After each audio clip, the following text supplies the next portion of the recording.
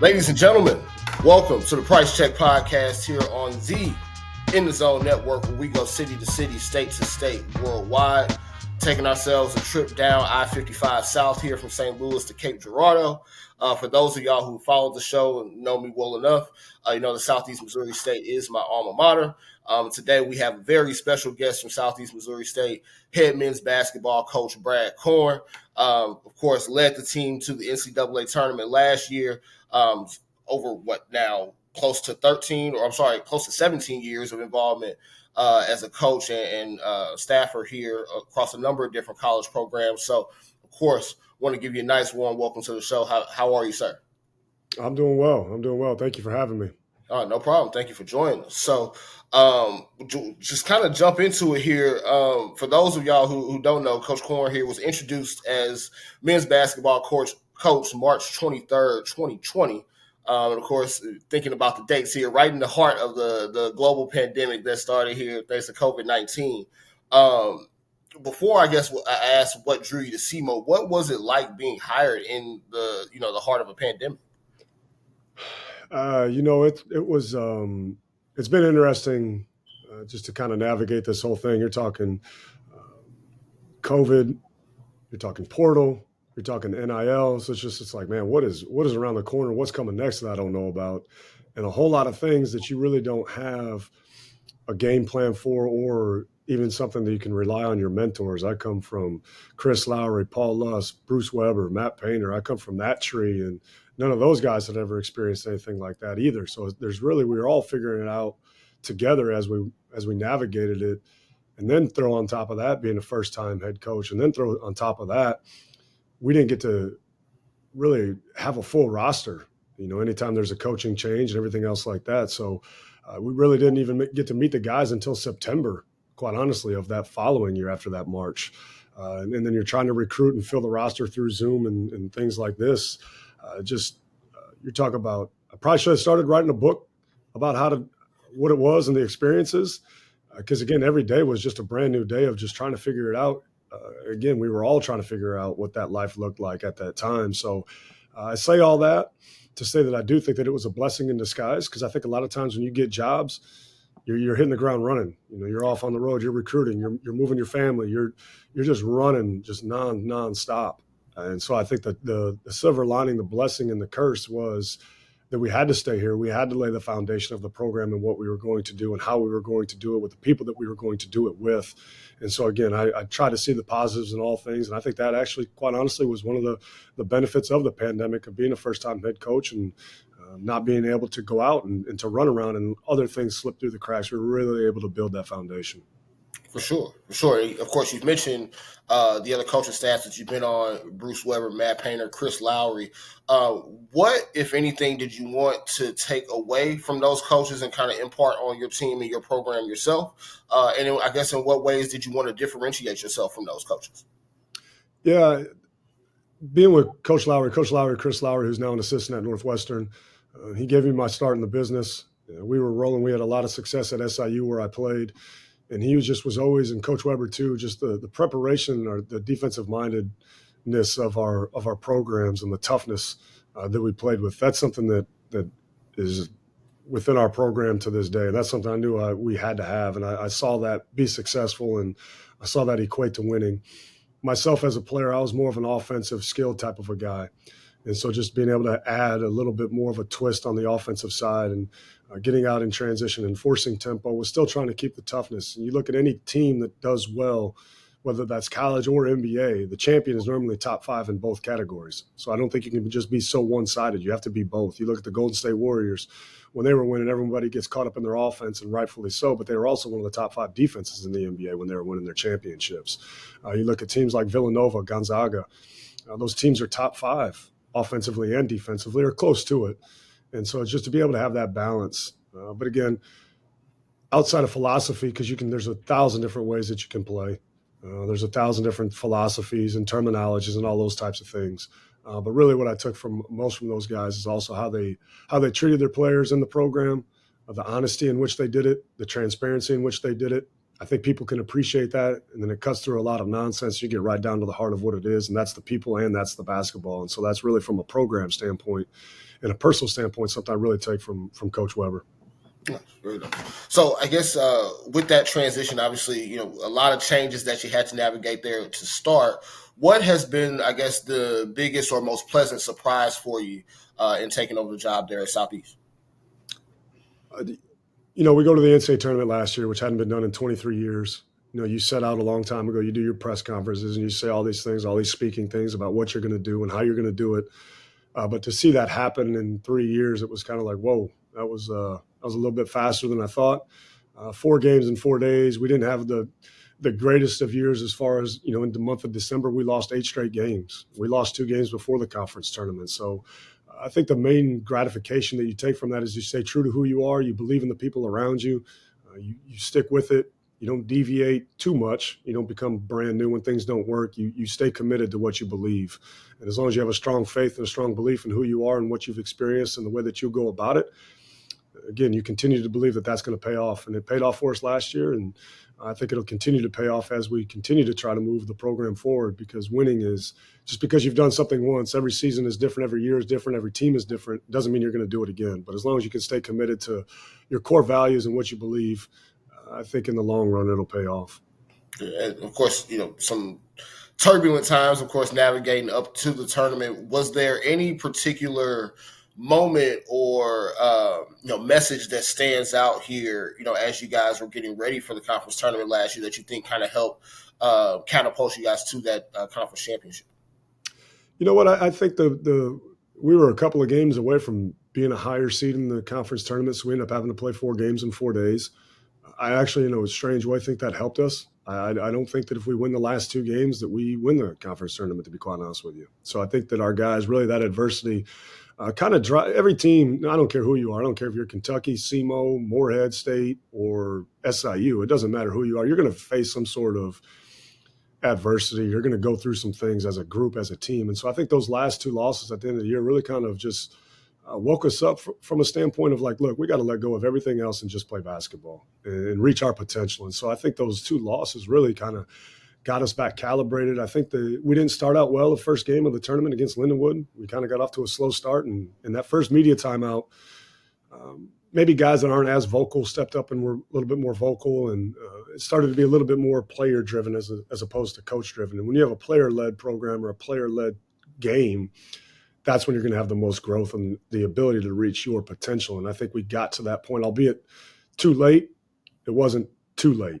And what I mean by that is we didn't have to lose in the conference tournament in order to have regret. We were able to kind of in those couple moments that last week of the season, because I told the guys, like, we got to go play 4 games in 4 days. And if you don't pack for 4 days, don't get on the bus with us when we leave to go to Evansville. So I think our guys took that and ran with it. And like I said, guys became a little bit more vocal, and it became a little bit more player-driven in that moment in order to reach that championship level potential that I thought we really had all season long, to be quite honest.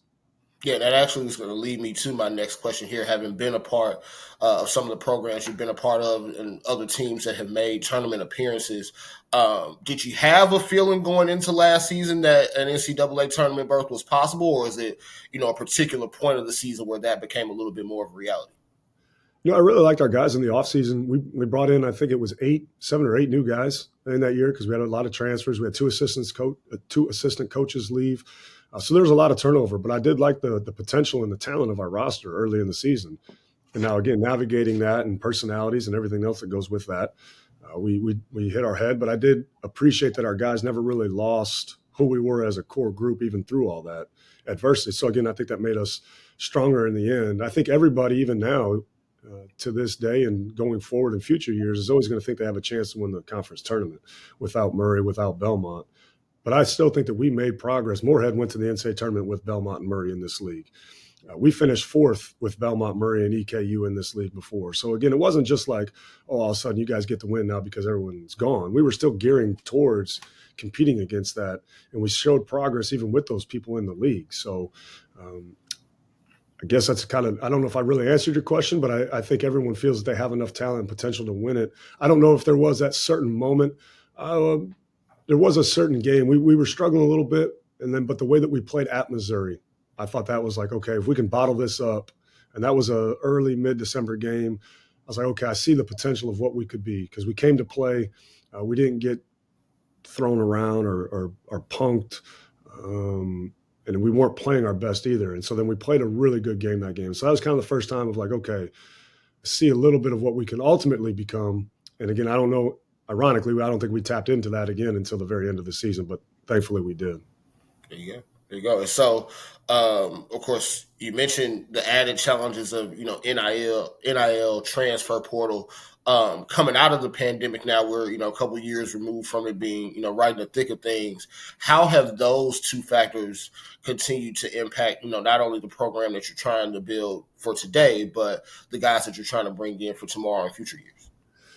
Yeah, so every year we've lost our leading scorer, albeit graduation or portal. So I'm not the guy that's going to sit up here and get on my soapbox. And it is what it is. And unfortunately, the coaches and the players aren't the ones that make the decisions on that type of stuff. It's other people and committees and whatever. I'm not going to go down that rabbit hole. We ain't got enough time in the day for that. So right. I'm not a big proponent. I'm not a big believer in it. I do think there are things as a healthy transfer. I think sometimes things just don't work. And I think that's all well and fine and good. So it's a challenge when you lose your best or your leading scorer every single year, even if they have to sit out or if they're a grad transfer or if they just leave you. But that's the reality. And so putting that together each and every year, of course, is a challenge. But again, I also think with winning, it also gives you the opportunity too to find something in the portal. We're all kind of just trading baseball cards at this point, and that's the unfortunate side of it. What you used to do, I look at myself as a player, we all rely on our experiences, and I decided to redshirt at SIU. So in essence, I transferred to my own school that I went to out of high school. And so then I was able to have personal growth. I was able to have a great senior season. We were able to go 17-1, be ranked in the top 25, go to an NCAA tournament. So to me, I cling to those experiences more so than when things don't go your way, you just up and leave. But I also believe that there's healthy transfers when things just aren't working, or if a guy just came and is not quite good enough, it needs to go somewhere else to have success and play because everybody wants to play. And so, again, I think it can be both ways. As bad as it can hurt you, it can also help you. And you see a lot of guys get players out of the portal that makes them good and within a year. And unfortunately, we've created that as adults. So I try not to blame the kids too much in doing that. So that's kind of my rant on the portal, I guess, if you will. So soapbox over, huh? yeah, that's it. I'll just keep on going and never shut up. So I'll just leave it at that. Gotcha. So one thing, of course, that you have been able to establish so far there in the 3 years that you've been at Southeast, team that's been able to improve their record every season. Now, obviously, this season, a little bit slower start. Did get a win yesterday over Missouri Baptist, so congrats on that one. What do you think is going to be the biggest factor in being able to get you guys kind of back, first and foremost, probably the 500, but then back into a space where you can kind of push for not only another conference, potential conference championship, but potentially another NCAA tournament berth? Yeah, we just have to become, again, we brought 9 guys back from last year's team, but it's 1 through 5 were gone. Yeah. And so that's you're talking, 6 through 15, if you will, now stepping up into new roles. And we've dealt with a little bit of injury, which everyone I think does, but our injuries have come from our older experienced guys, Dylan Branson, Kobe Clark. Those guys are older. Dylan Branson, this will be his 4th year in our program. Kobe would be a senior. And so when any time at our level you lose seniors like that have been in your program, that hurts you. And I think that's been a little bit playing a tough non-conference schedule that we have. I think that plays into it. So again, now just new guys developing into new roles. You can practice all that stuff as much as you want, but there's nothing like game experience. And so even the guys that we brought into the program didn't have a lot of game experience. David Idata, Gavin Elkamil, Rob Martin, Braxton Stacker, those guys didn't have TJ Beal, didn't have a ton of Division I experience. I think all of those guys combined might have played about 8 games total. So with those injuries and with other guys developing into new roles, it's just going to take a little bit of time for us to get settled into who we are offensively and defensively. And so, again, I think we're going to continue to be a work in progress. Like I said, we lost 8 straight games last year in the month of December a year ago. We lost the last 2 games of the season heading into the conference tournament a year ago. So, again, you're never a finished product. You're never going to just wake up and snap your fingers and be good. So this team is different than last year's team. Every game is different. Every opponent is different. And I think as we continue to develop who we are as a group, I think yesterday was a great step, the correct step in the right direction as to what we're going to look like moving forward. And getting Dylan back here in a couple of weeks will help all of that, just from an experience, another coach on the floor, so to speak.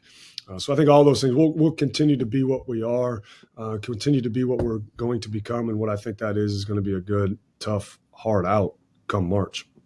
There we go. And so kind of last question here as it pertains to the actual on-court basketball. Do you feel like after last season's results, making the tournament, kind of the obviously the joy that comes not only within the program on the player side of things, but even just at the university and community level, do you feel there's any added pressure this year, especially with, how many guys you were able to bring back? I think we faced a little, I don't know if, I think pressure, I don't know if pressure is the right word, but it was an expectation now that you think you have to live up to every single time. And I think guys like a Korn Smart, Josh earlier, our seniors that came back, I think they were, especially without Dylan and Kobe out there for a majority of the time to this point, we're trying to think that you have to play so perfect in order to keep reaching and trying to catch that ghost that's not there. That ghost isn't there for this year's team. That was last year's team. And that chapter and that book is closed. We have to move on to this year. And so I think we were chasing that a little bit early. Coaches included. I think, you think everything's got to go perfect. We won last year, so we got to win this year. We got to do that. And then you play so tight and tense, and then things just don't flow the way that they need to. And just so trying to get to that understanding that every year is different. You're not guaranteed a championship just because you won a championship a year ago. It doesn't. That ghost is no longer there. That is done and over with. And so I think that as we continue to move forward in this year, settling down and settling into that, we can be what this team can be. And that's I don't know what that is. You don't know what that potential is for that team. I think we all have a dream and a vision for what that can be, but that's the part that we have to continually chase and practice. And our guys have done a great job. We really haven't had bad practices. That's why, even though the scores are lopsided, we've played well. We've just struggled to score the ball. And so I think we've got some things figured out a little bit. We've tweaked some things here and there that's going to help us move forward.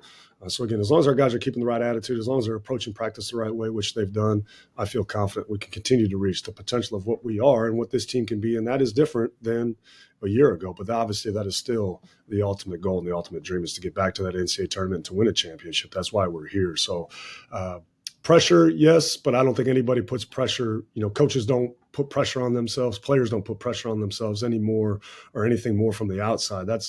No one wants to be better than the players that practice every day. Nobody as a coach wants to be better than the coaches that put in the time and the effort every single day. So I don't know if it was necessarily pressure because that's how we just live and operate on a day to day. It's more of trying to chase an expectation that may not be there. And we have to chase a standard of what we can be as a group before we chase an expectation of what happened in years past. There we go. Well, of course, nothing but continued wishing for luck for you here and continued success here, not only this year, but in future years. Now, before we let you go, got to do our fast break here, 5 quick, kind of easy answer questions to get you out the door and on to some different things here. But we'll just jump right into it. First question being favorite basketball player of all time. There's only one GOAT, Michael Jordan. I figured, being a guy from Illinois, that might be the way you were leaning. So yeah, maybe hoping to see if I can get a LeBron out of you. I'm not a LeBron guy, just so you know that. I'm mad, total respect for LeBron, but I can't go against Mike. Can't go against Mike. There we go. Okay, so we have our favorite basketball player, our favorite coach of all time. Ooh, I don't know if I've ever been asked that one before. Favorite coach of all time. You know what? I'm gonna say my high school coaches, Scott Miller and Al Grewal. Those guys, just great guys, taught me a lot. If it wasn't for Al Grewal, I don't know if I'd be here. What the assistant coach, which you don't hear guys talk about assistant high school coaches very much, but I had one high school coach and one college coach for the most part, so that's pretty unique. And so both those guys, my high school and my college coaches, for sure. There you go. All right. Next up, favorite pregame song. Gratitude, Brandon Lake. Okay, good choice. Favorite basketball movie. Favorite basketball movie. I don't even know if I can think of. I mean, I can think of one, but they're not like my favorite basketball movies. But I don't know. You got me. I was gonna say, look, the easy answer for you with the GOAT being Mike was probably Space Jam, but I don't know. That might have been a little bit before your age, I guess, lower age range than what you may have been at the time that it came out, right? Yeah, I'm trying to think of a basketball. I mean, the one that comes to mind, but it's not my favorite, is Loving Basketball. But right, it's still a great choice. We'll go with that one. Yeah, we'll go with that one. All right, and then so last one here. Now being a Cape Girardeau resident, favorite Cape Girardeau food establishment. Oh, I tell you what, as you know, there's a lot of them. Too many choices, right? Yeah, I mean, there's a lot of them. Pilot House has got to be up there. Burritoville's got to be in there. Mary Jane's is there. Broussard's. We can go down the line. I know I'm forgetting probably a handful at 36 if you want to go some fine dining. Yeah. Celebrations. I mean, we can just keep on going. There's a lot of good places to eat in Cape. Yeah, for sure. Burritoville is the one that's closest to my heart. Of course, look, all of the above are great answers, right? Absolutely. Absolutely. Well, again, Coach Korn, we definitely appreciate you taking the time out to do this. Much gratitude, and of course, wishing you guys nothing but the best the remainder of the season this year. I appreciate it. Thank you very much. All right. And for everybody joining us again, this has been Price Check Podcast. Thank you again to Coach Brad Korn, head coach of the SEMO men's basketball program. And as always, until next time, ladies and gentlemen, I am your host, Josh Price. Check it out.